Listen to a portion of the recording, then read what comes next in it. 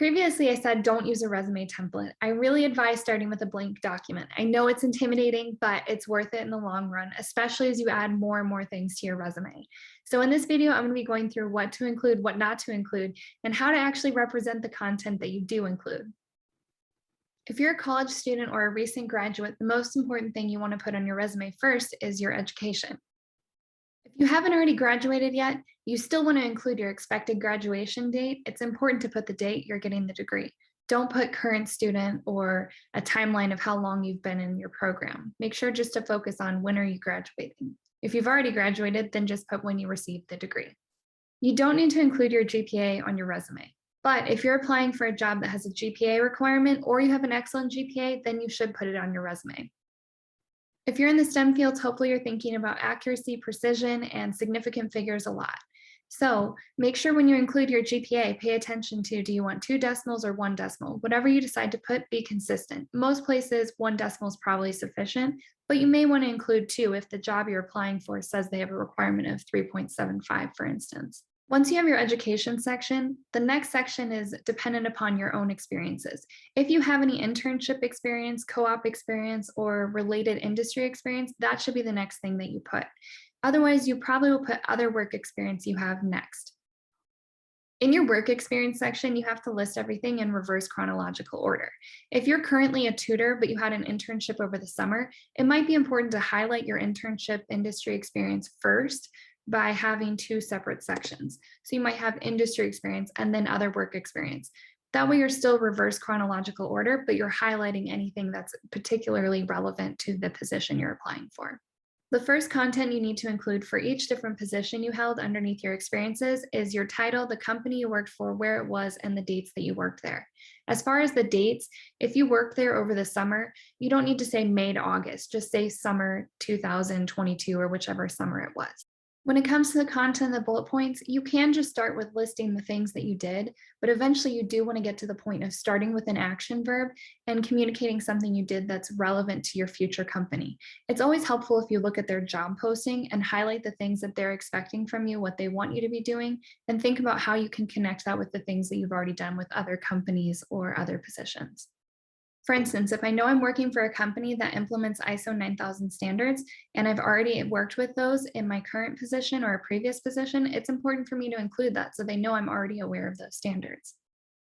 If you don't have industry experience, don't worry. You have other experience that's relevant. So maybe you held a position as a tutor, a teaching assistant, something else at the university, doing research, or something in the service industry as a cashier, waiter, waitress, or anywhere else. All of these positions are relevant. You just have to help the employer see how they're relevant. So focus on transferable work skills. Again, teaming, communication, leading, management. As you continue adding bullet points and revising ones you have, always think about quantifying and qualifying. How can you quantify what you have done? That way the employer gets a better idea of the scope of what you've been working on.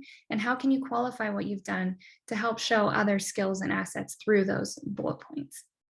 So maybe you don't have internships or co-op experiences, but most of you probably have project experience. So any projects you've done in your courses is something you can actually include in your resume, especially a capstone. So as you're including those, follow the same guidelines as you would for any work experience. The next section you'll have is probably activities or activities and awards. If you've participated in any student organizations, this is where you want to include that information. Be sure to highlight any leadership positions you have as well. Keep in mind for student organizations, there's a big difference between being a member and being actively involved. I'm a member of the Society of Women Engineers. I have that on my resume. Is there anything else I should include with that though? As an active member of SWE, I attend all our regular meetings and I help put on events at the university to help build a community. And then I also help with outreach, and we do a lot of different service opportunities to help young girls learn about engineering. The last common section to include in your resume will be your skills section.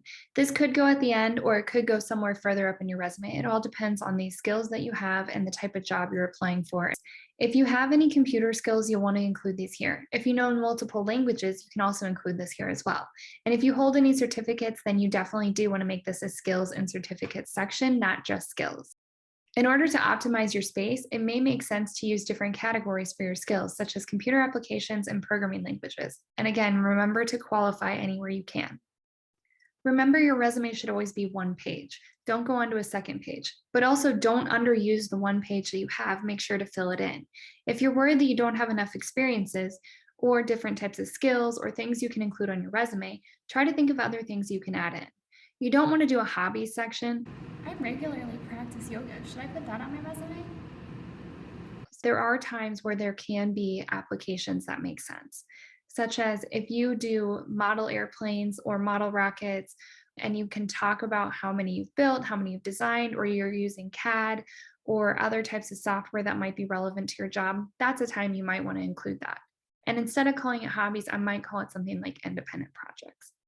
Fishing is my favorite thing to do. Can I include that on my resume? I mean, sometimes I even 3D print my own fishing lures. And I have set up a database in MATLAB so I can figure out the best fishing spots on different days depending on the weather. One thing I didn't discuss in the resume is an objective. You shouldn't be using valuable space in your resume for something that might be repetitive. You should always be using a cover letter when you're applying to new positions. Good luck on your job hunt, and thanks for watching. If you have any questions about what to include in your resume, be sure to leave a comment.